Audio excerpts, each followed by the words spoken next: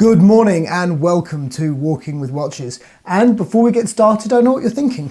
Another video where you're sat inside? Well, it's an English summer's day, so obviously it's raining. Anyway, that's not the point. What we're here to talk about today is something I've been contemplating a lot recently, which is when buying a watch, what is more important? The look of the watch, how it feels and looks on the wrist, or the movement that's inside it? I'm going to be making a passionate defence of both sides of the argument. No sitting on the fence, no saying it's a little bit of both really. Got to pick a camp and go with it. And I'm going to argue for both. Let me know what you think in the comments below. And at the end, I'll also share what I think is more important. So come on then, let's roll the intro and let's get into this. Let's go.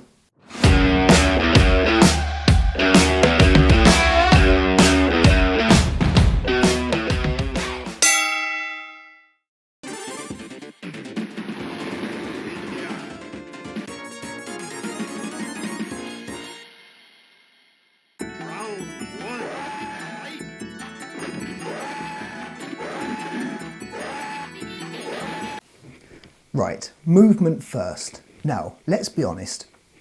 We all know that the movement is more important, don't we? It's not even a hard argument to win either. As we can see with this beautiful footage, go and subscribe to Time and Tide by the way, they do a great video explaining spring drive. I would wager that almost every single collector who's watching this video has a collection which is made up almost entirely of mechanical watches. By the time you exclude the Casios of this world, I would be surprised if more than 20% of your collections are not mechanical. And why is that? Because we are fundamentally drawn to this post-industrial revolution act of mechanical fine-tuning and excellence. This is built to last in a modern era, when you've got Apple Watches and smartphones that are built to be thrown away. Having something which is built to last, built to endure the generations, is appealing as we seek a sense of permanence in a world that ultimately isn't permanent. Buying a watch is an act of consumerism, of course it is, but in this modern life where everything we do seems to be engineered at just fueling the never-ending cycle of consumerism, buying something that you can have and wear and keep for many, many years is more appealing than ever. And it's not because of the way it looks that makes it that way. What makes it so appealing is what's beating inside it.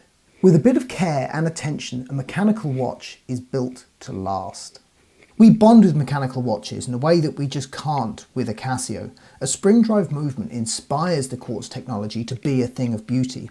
A watch that's worth buying to experience, regardless of if you think you'd be better or safer just buying a Rolex or an Omega. And if you did make that decision, advances such as the new Dynapulse Escapement inspire. Or the now classic Co-Axial Escapement, which was famed for being in modern Omega watches, which gives you a reason to buy. Without these mechanical marvels and wonders of technological stubbornness, we wouldn't have the interest that we have now. I seriously doubt that in another 50 years, people are going to be trading vintage Apple watches. To be a watch enthusiast is to be a movement enthusiast. The movement is the watch. It's the beating heart of the watch. The two things, they cannot be separated, the watch and the movement. The watch is the movement. And let's be honest here, when you're scrolling through Google or Instagram or whatever it might be, looking for your next watch purchase, and you see a watch that you know or suspect to be quartz, you just keep scrolling, don't you? Be honest. I don't even think we need to labour this point too much. We know it to be true. Sure, there are people out there that see watches as nothing more than a flashy display of wealth, a way of showing off how much money you've managed to accumulate. But I suspect if you're here watching a tiny little YouTube channel like mine, where a watch enthusiast and collector waxes lyrical about these mechanical marvels that we all love so much, you couldn't give a monkey's whether or not this watch is hugely valuable. It's not about the value, it's about the movement and the way that we connect to these watches. I would wager that you are also in the good taste club, fundamentally. And whilst you're here guys, please, if you'd be so kind as to hit that subscribe button and maybe check back in on a future video. I make content every week, sometimes a couple of times a week if my schedule will allow, so there's plenty of watch related content to come. I really love doing it, and seeing your comments, seeing some subscribes, etc., it really does make me feel good, keeps you motivated, and I'd really appreciate it if you could find the time. Right, cheers. Hurry up! Let's move on to the next one, shall we?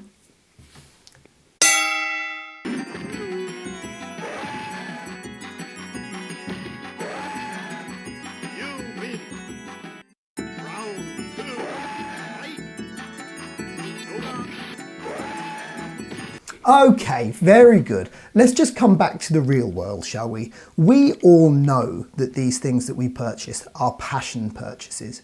And let's be honest, it is beauty that inspires passion, not how clever something is.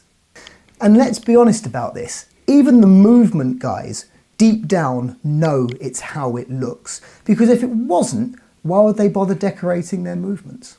It is how it looks that inspires us, not just how clever it is. I can respect how clever it is, but how clever it is really secondary. It's the beauty that it inspires. There are many worthy entries into the world of aesthetics first. Striking watch designs released over the last 300 years, from the most beautiful and delicate pocket watches by makers like Breguet or Harrison, through to modern classics such as the much loved James Bond Rolex Submariner. It's hard when talking about aesthetics not to be swayed by the fact that beauty is in the eye of the beholder. There are people out there that look at Richard Mille and think, oh my God, it's beautiful. There are people out there that look at classic Tag Heuers and think, oh wow, why can't they do more of this? Folks that look at, you get the idea. Beauty is in the eye of the beholder, but even so, it doesn't matter. Taste may be subjective, but that doesn't matter. It's what you find to be beautiful that matters. Despite that, there are many consistent designs who have inspired modern watches today. Vintage Seamasters, for example, far from it to be the world's first in simple, time-only watch with a thin gold case. Even in the 21st century, these vintage dress-style watches by modern standards are still sought after and traded by collectors from around the world. How are we to take this then? Does this mean that a watch, in order to be beautiful, has to be a classic design? Of course it doesn't. Far from it, in my opinion. What makes a watch beautiful is what makes it beautiful to you. It's a thing that gets you looking through, Google or Instagram, whatever it might be, and it stops you in your tracks, that makes you go, that is a watch I need to go and try on. That is a nice looking watch.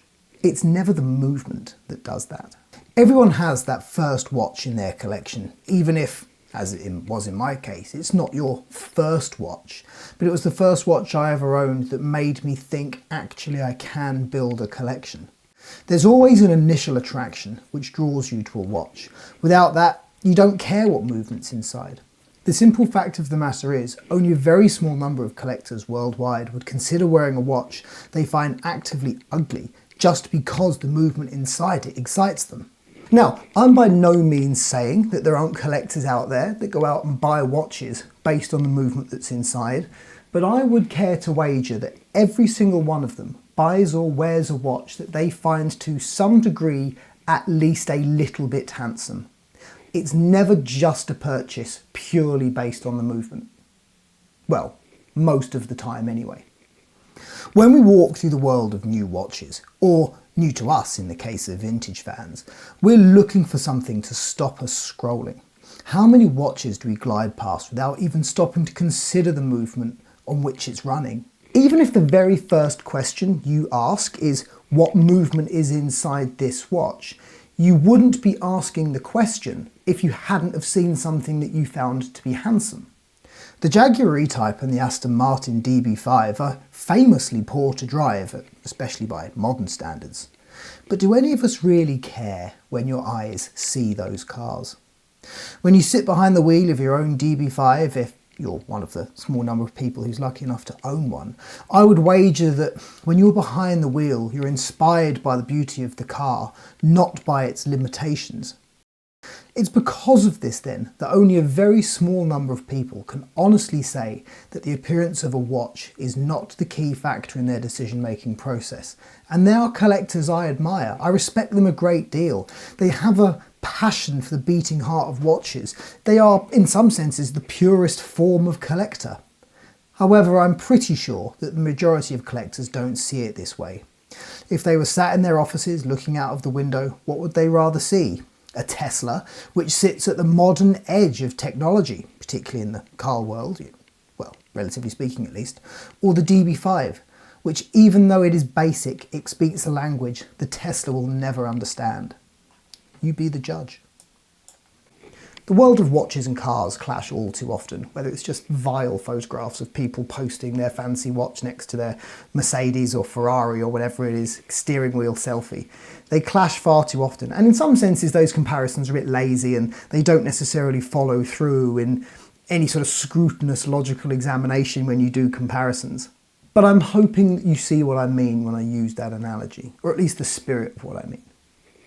And there we have it. I need you to let me know what you think in the comments below. When it all boils down to it, if push came to shove, if you had to choose, would you buy a watch based on its movement or based on how it looks? At the start of the video, I said that there can be no sitting on the fence. Now, in reality, I think a lot of us do sit on the fence when it comes to these things.